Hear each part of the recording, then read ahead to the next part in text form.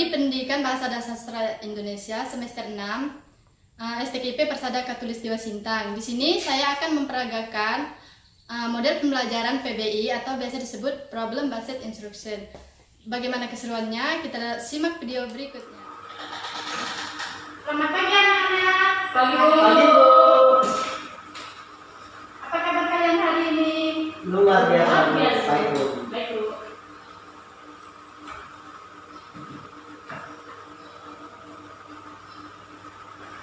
Baik, sebelum memulai pembelajaran kita pada hari ini, saya minta kepada ketua kelas untuk memimpin kita dalam doa.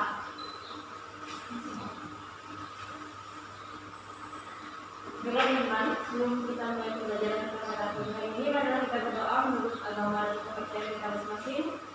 Doa mulai.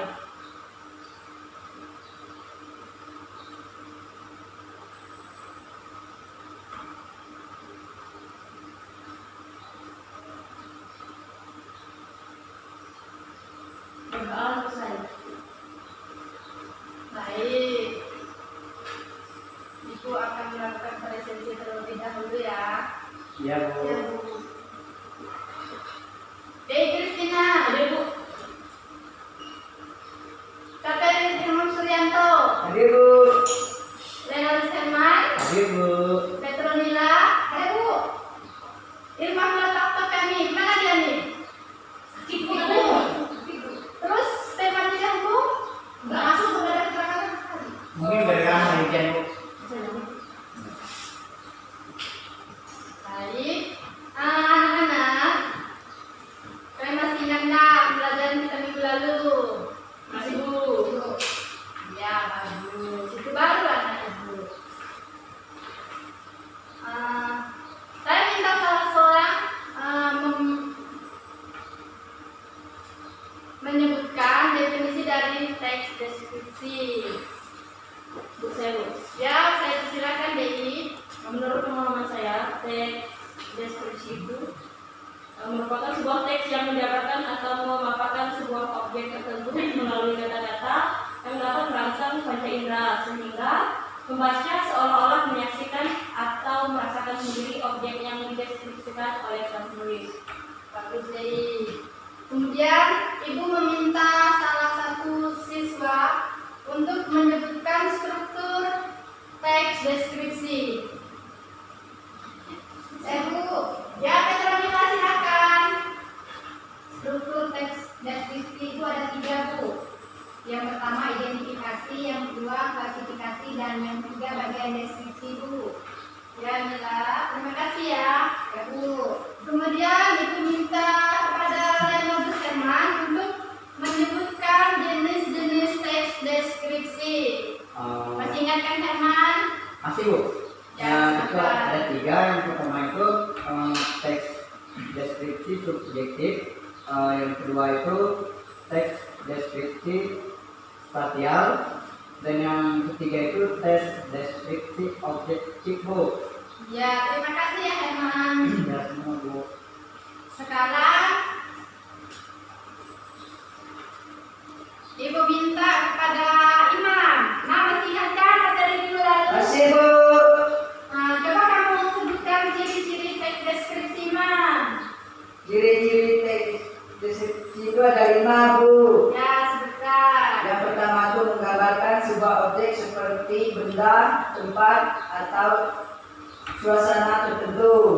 Yang kedua itu melibatkan sebuah panca indera seperti penglihatan, pendengaran, penglihatan, penciuman, dan perabanan.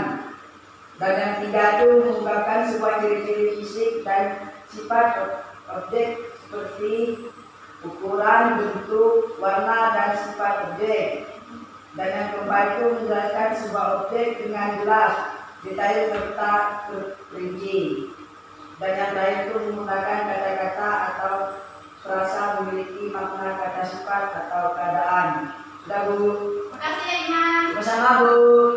Sekarang Ibu minta kepada Hei, coba kamu sebutkan apa yang dibicarakan menulis pada teks deskripsi. Teks deskripsi itu membicarakan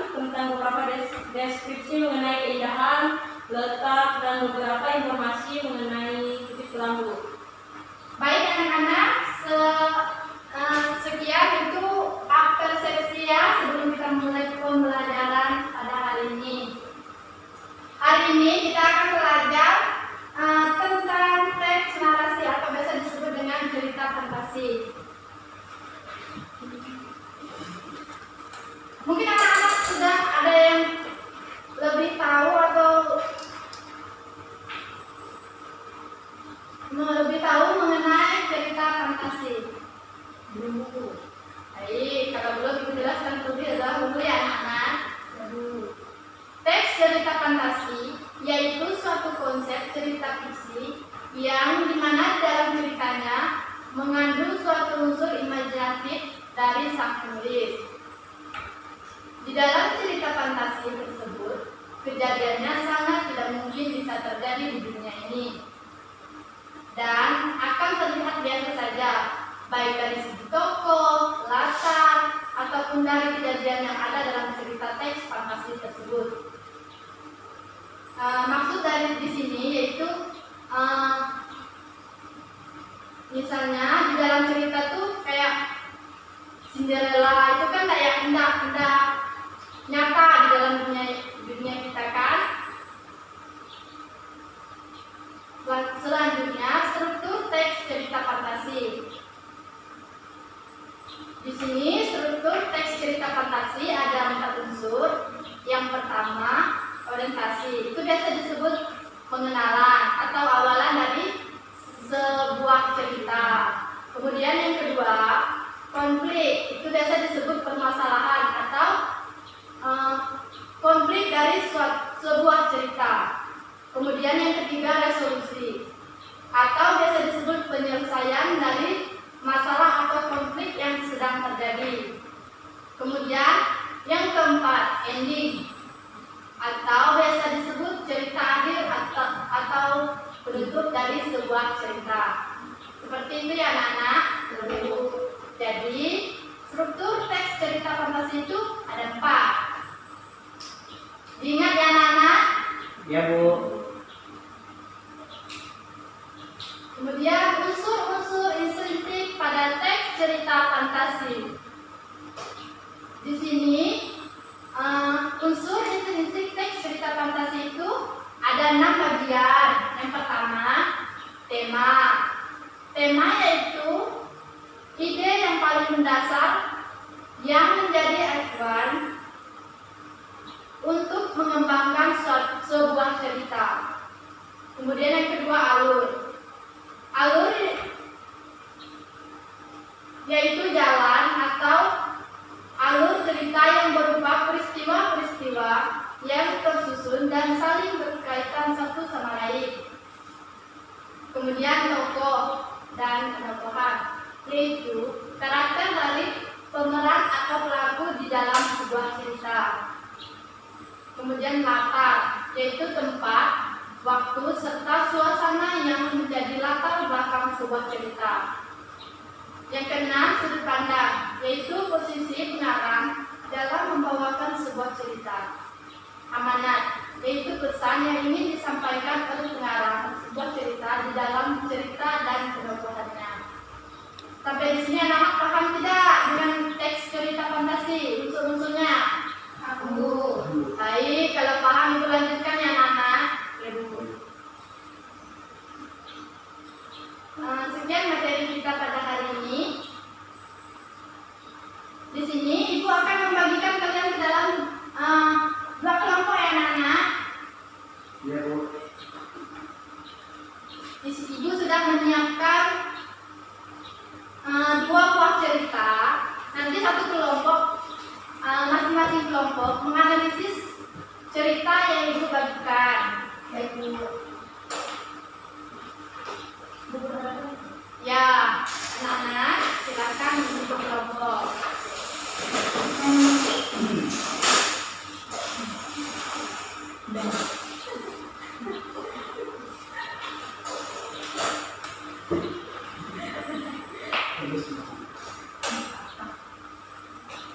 Ini nanti kalian analisis ya anak-anak. Baik Bu.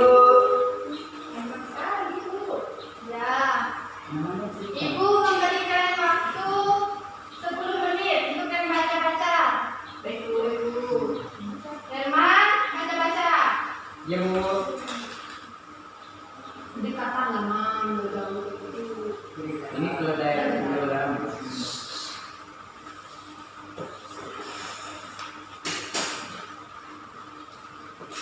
Dibaca, dipahami.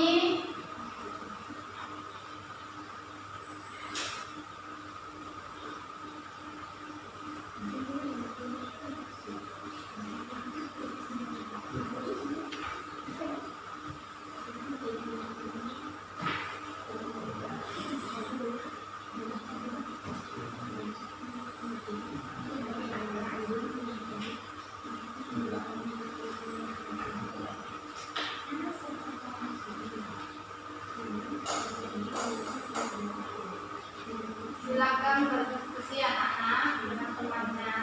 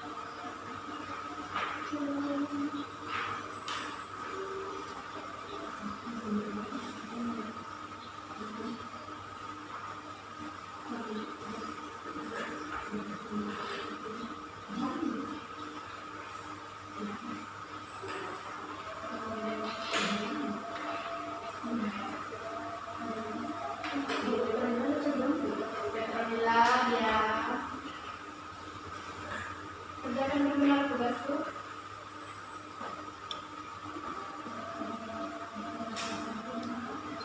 Dengan itu dan teman-teman ya.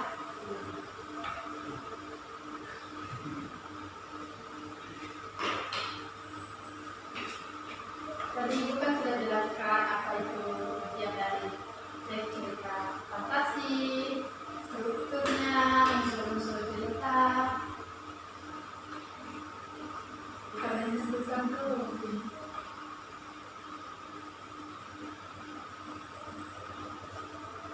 Firman,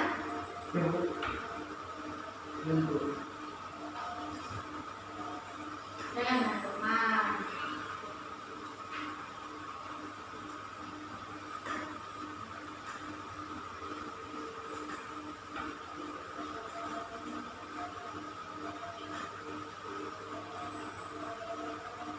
Struktur teks cerita fantasi kan sangat mudah.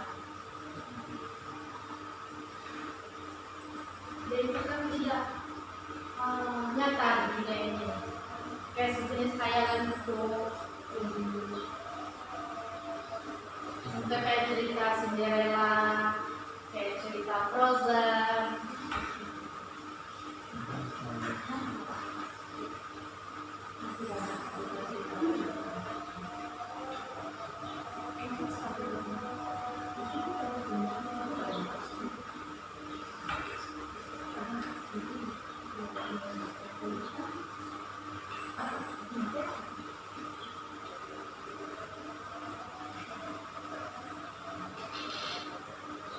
Mam, jangan ngantuk ya, Mam. Ibu. Kalau ngantuk cuci muka ke belakang.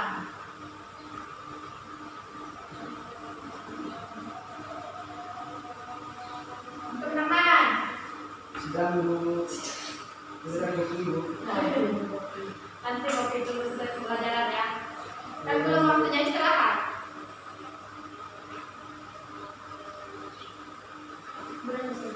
Selesai. Firman, gimana Imam? Kelompok kalian? Sudah Bu. Baik, kalau kalian sudah selesai mengalaminya, Ibu akan kalian salah satu perwakilan dari kelompok membacakan hasil analisis dari kelompok kalian masing-masing. Kalau enggak bagi setengah-setengah, kita Mila sebagian, terus Dei sebagian, bergiliran.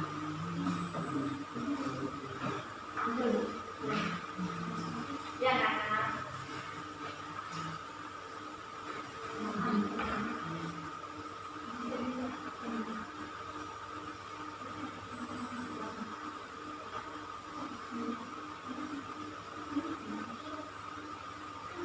Yang pertama, ini saya Bu. Ya, saya akan jawab. Tanya itu ya Bu? Ya, oke. Kita akan menjawab pertanyaan yang pertama yaitu cerita fantasi.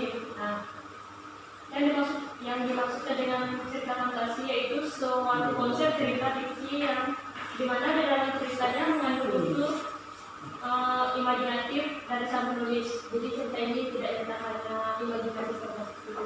Ya, bagus Dewi. Terima kasih Dewi. Kemudian selanjutnya Ibu minta Mila. Apa saja yang termasuk dalam struktur teks cerita fantasi? Struktur teks cerita fantasi itu yang pertama ada orientasi atau bisa disebut pengenalan Bu. Terus yang kedua ada konflik atau biasa disebut dengan permasalahan. Terus yang ketiga ada resolusi atau bisa disebut dengan penyelesaian dari masalah atau konflik yang terjadi. Terus yang keempat ada ending atau bisa disebut dengan cerita akhir atau penutup Bu. Kemudian saya minta kepada Imam. Ibu.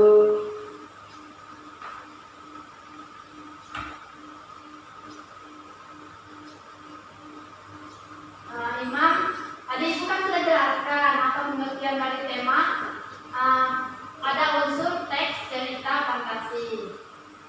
Ibu, saya mencoba menjawab Bu. Ya, silakan Imam. Pengertian dari tema pada unsur teks cerita fantasi.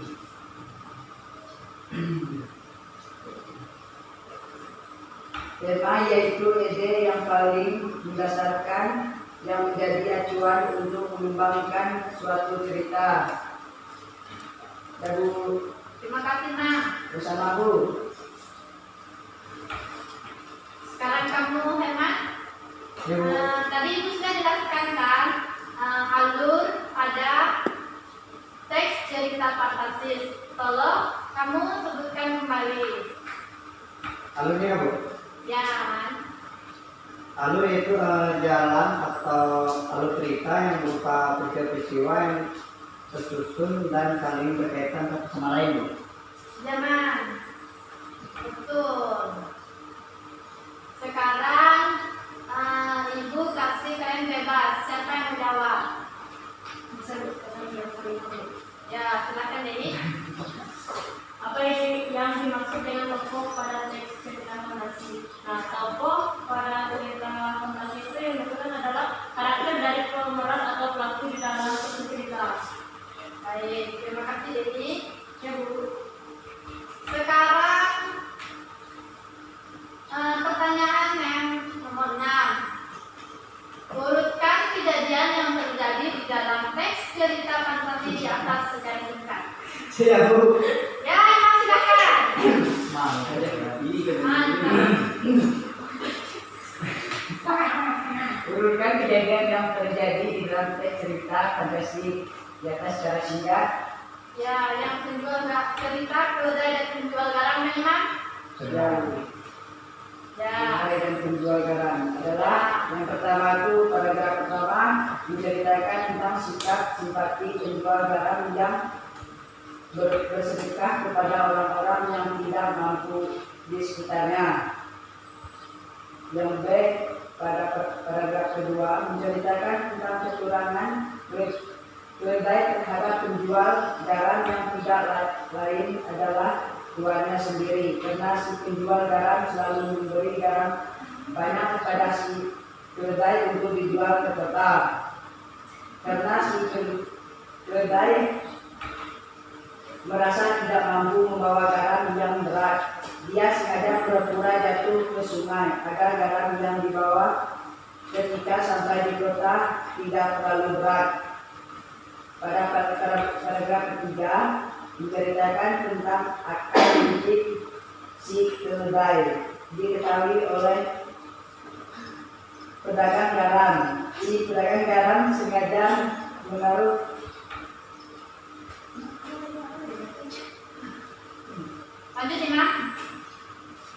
kapas di punggung keledai, dan pada saat si keledai pura-pura jatuh ke sungai, kapas yang dia bawa semakin berat. Ya, Dan terima kasih, Imam. Ya. Kemudian cerita pertama terdapat dalam tokoh yang terdapat pada cerita pertama itu ada siapa-siapa, Herman? Yang nomor 7. Nomor 7 nggak Bu? Ya. Pedagang garam dan keledai Bu? Ya. Ya. Kemudian kelompoknya DI. Siapa tokoh-tokoh yang terdapat di dalam itu? Dalam cerita Cinderella itu? Ada Ayah, ada Cinderella, ada Lady, terima ini. Kemudian Anastasia, kemudian ada Gisela dan kalian. Siapa ini? ya, kemudian yang terakhir nomor 8. Sebutkan watak pada masing-masing tokoh cerita di atas. Ya. Ayah, di sini ayah baik hati dan penyayang. Cinderella rendah hati dan penyabar. Anastasia try main, sombong dan angkuh. Gisela sombong dan angkuh. Pangeran baik hati dan penyayang. Baik, terima kasih. Sekian pembelajaran kita pada sore hari ini, anak-anak. Sebelum kita mengakhiri pembelajaran kita pada hari ini, tadi kan kita sebelum mulai pembelajaran kita berdoa, sebaiknya kita mengakhirinya juga dengan berdoa. Saya minta kepada Dei untuk memimpin kita dalam doa. Sebelum pulang, marilah kita berdoa.